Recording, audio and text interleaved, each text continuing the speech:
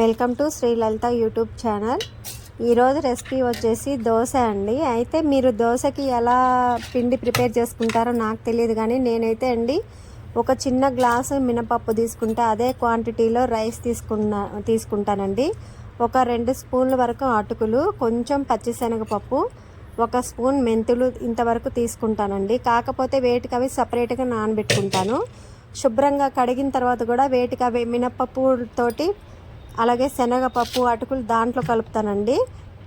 బియ్య పిండి వరకు సపరేట్గా పడతానండి. అలా పెట్టేసి నేను ఒక బౌల్లో స్టోర్ చేసుకొని వాడుకునేంత వరకే వాటర్ కలుపుతానండి. మిగతాది టైట్గానే పెట్టి ఒక బాక్స్లో ఫ్రిడ్జ్లో పెట్టుకుంటానండి. 3-4 డేస్ ఉంటుంది. మీరు కూడా ఒకసారి అలా ట్రై చేయండి. అంటే క్రిస్పీగా కావాలి, పల్చగా అంటే అలా చేయాలండి. ఇప్పుడు నేను ప్యాన్ పెట్టి దోశ వేస్తున్నాను, చూడండి ఎంత పల్చగా వస్తుందో. అయితే ఒక్కొక్కసారి ఎగ్ దోశ చేస్తానండి. ఈరోజు వచ్చేసి హనీ దోశ అండి. ఇలా ప్యాన్ పెట్టేసి ఫస్ట్ అయితే ఆయిల్ అప్లై చేయొద్దండి.